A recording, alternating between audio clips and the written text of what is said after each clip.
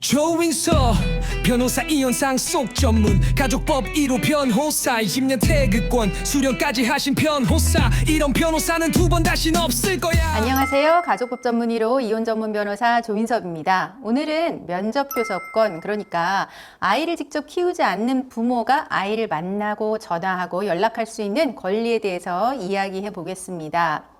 그런데 실제로 상담을 해보면 전 배우자가 아이를 못 보게 막아요. 아니면 할아버지 할머니도 손주를 볼 수 있을까요? 이런 여러 가지 면접교섭에 관한 질문들이 있거든요. 하나씩 정리해 보겠습니다. 우선 면접교섭은 이렇습니다. 법은 이렇게 이야기하죠. 자녀를 양육하지 않는 부모와 자녀는 서로 면접교섭할 권리가 있다라고 합니다.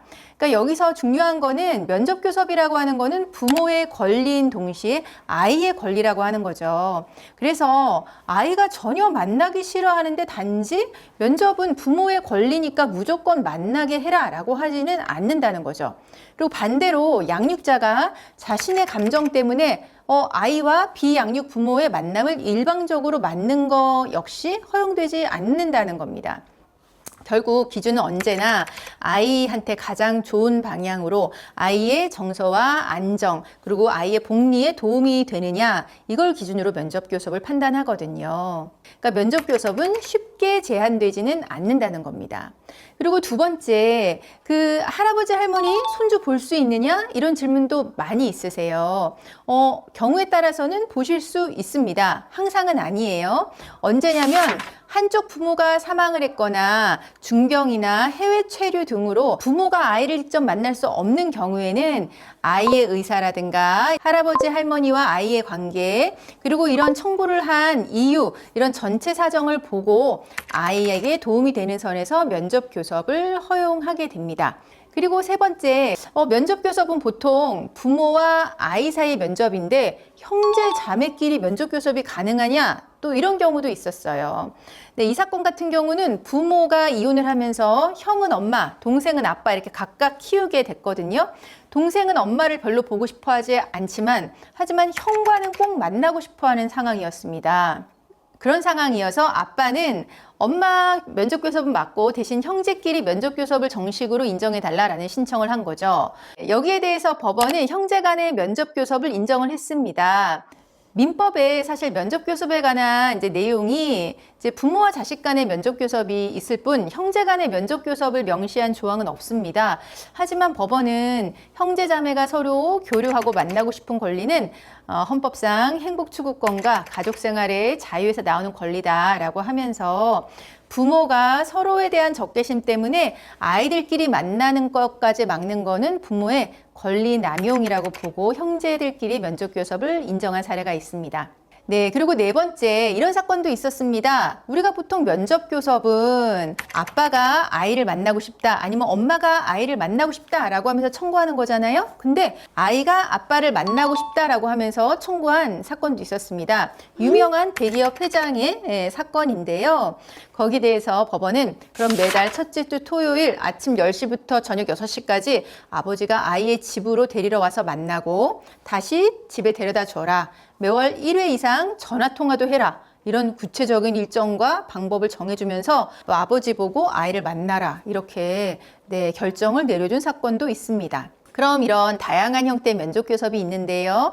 이런 면접교섭 의무를 이행하지 않으면 어떻게 될까요? 일단 이행명령 신청이라고 하는 걸 할 수도 있고요. 그리고 면접교섭을 제대로 이행하지 않으면 과태료 1,000만 원에 처하게 할 수도 있습니다.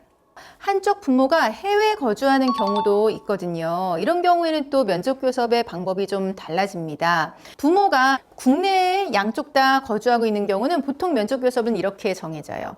매월 둘째, 넷째 주 토요일 10시부터 다음날 6시까지 명절, 방학 기간 중에 1박 2일 또는 7일간 면접, 이런 방식의 면접은 보통 양육하지 않는 부모가 아이 집으로 가서 아이를 데리고 왔다가 다시 데려다 주는 방식을 합니다.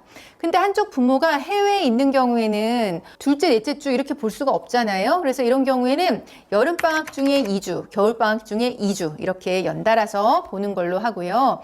그리고 아이가 나이가 어린 경우 7세 이하, 그런 경우에는 보통 이제 해외에서 면접 교섭 하는 경우에 또 항공료, 체류비 이런 것들이 또 들어가거든요. 그래서 이런 경우는 또 비용을 어떻게 부담할지에 대해서 상의하게 됩니다. 만약에 이제 근데 한국에 들어오는 경우도 있잖아요. 외국에 있다가 이런 경우에는 해외 부모가 한국에 들어오는 주 토요일, 일요일 일정으로 이렇게 면접 보기도 하고요.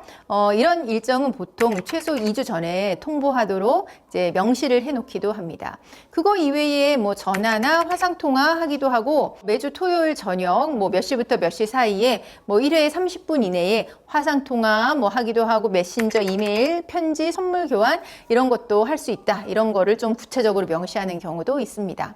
이런 경우 이외에 직접적인 만남을 하지 않고 화상으로만 면접하는 경우도 있어요. 아이가 아직 너무 어리거나 부모의 행위로 인해서 아이가 굉장히 큰 상처를 받았거나 폭력이나 학대 의혹 이런 게 있는 경우에는 이제 법원은 일단 전화나 화상 면접만 허용하는 결정을 내리기도 합니다. 뭐 예를 들어서 주 2회 총 30분 이내의 범위 내에서 화상 통화, 전화, SNS로만 연락이 가능하다. 뭐 이렇게 하는 거죠. 구체적인 시간은 부모가 협의를 하지만 아이의 의사에 반해서 강제적으로 시키지 않고요. 아이가 좀 더 성장을 하면 면접 방법이나 범위 이런 거를 좀 더 협의해서 조정하는 방식으로 진행하기도 합니다. 그리고 최근에는 또 가정법원에서 이음누리 화상 면접이라고 하는 제도도 운영하고 있거든요. 그러니까 초등학생 이상의 미성년 자녀, 뭐 이혼 후 6개월 이내에 비양육친, 뭐 이렇게 쌍방이 협의해야 이용이 가능하긴 한데요. 1개월 동안 주 1회가 이제 원칙이긴 하고요.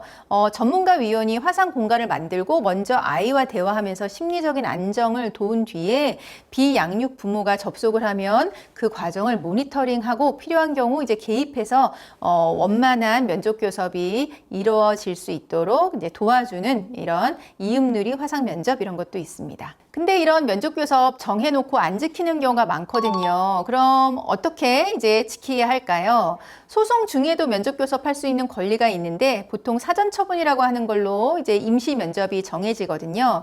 이를 어기면 과태료 1,000만 원에 처해질 수 있습니다. 그러면 소송 이후에 면접 교섭 다 결정 났는데 안 지킨다 이런 경우에는 이행명령 신청이라고 하는 거를 할 수도 있고요.